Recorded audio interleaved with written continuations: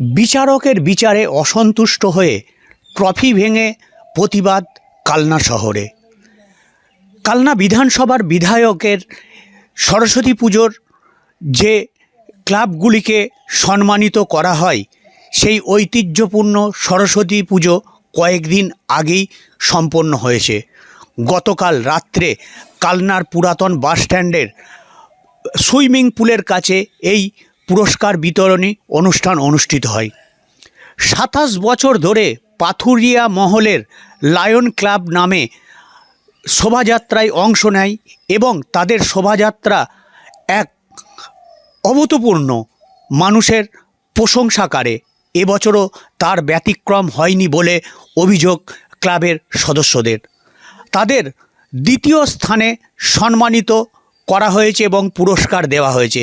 এতেই তাদের ক্ষোভ, আর এই ক্ষোভে তারা ট্রফি ভেঙে ডাস্টবিনের পাশে একটি ইলেকট্রিক পোলে ঝুলিয়ে দেয়।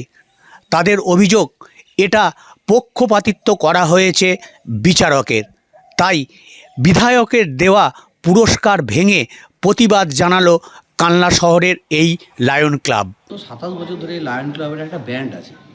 আমরা খুব পরিশ্রম করে জায়গাটাকে তৈরি করেছি, কিন্তু এমএলএ এই ২-৩ বছর ধরে আমাদের একটা প্রাইজ দিচ্ছে। তা সেখানে সেই প্রাইজটা নেওয়ার জায়গায় সবাই গেছিলো, যুগ্ম সেকেন্ডেই আমরা প্রথম জীবনে শুনলাম, বা মানে আমাদের অনুভূতিটাই ছিল না। সেই জন্য আমাদের কিছু ছেলে হয়তো গিয়ে ট্রফিটা হাতে করে নিয়ে এসছেন, তাকে সম্মান দিয়েই নিয়ে এসেছি আমরা।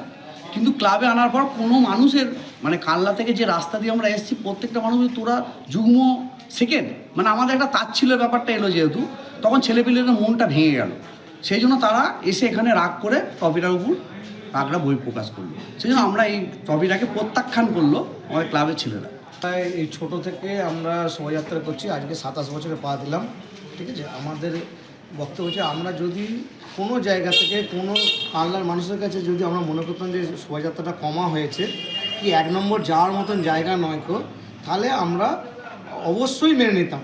কিন্তু ওখানে যেহেতু বিধায়ক ট্রফিটা দিচ্ছে, বিধায়কও ওই স্থানে আমরা ট্রফিটা কোথাকার বিধায়ক বিধায়ক ওই আমাদের সুইমিং পুলের সামনে থেকে ট্রফিটা দিচ্ছিল, কালনা বিধায়ক। কালনা বিধায়ক। তা আমরা সেইখানে আমরা অসম্মান করিনি গো, কেননা ওনার একটা সম্মান আছে। তো সেই সম্মানের জায়গায় আমরা ট্রফিটা নিয়ে এসেছি। তারপরে নিয়ে আসার পর আমাদের ক্লাবের ছেলেরা সবাই, মানে আপনার তার মানে বিচারককেও অসম্মান করেননি? বিচারক তো নয়, বিচারের জায়গায় নেই। বিচারক কোন বিচারক কীভাবে কে বিচার করছে, এদের বিচারের যোগ্য আছে কিনা আমি জানি না। যদি বিচারের যোগ্য থাকতো তাহলে আমাকে একটার পর একটা রিলস দেখে পয়েন্ট বুঝিয়ে দিক যে এই পয়েন্টে এই পেয়েছে, তাহলে আমরা মেনে নেবো বিচারকের যোগ্যটা ঠিক আছে। বিচারককে বিচারক জানে বিচারক সম্বন্ধে যদি জানতো, তাহলে আজকে আমাদের এই জায়গাটা হতো না।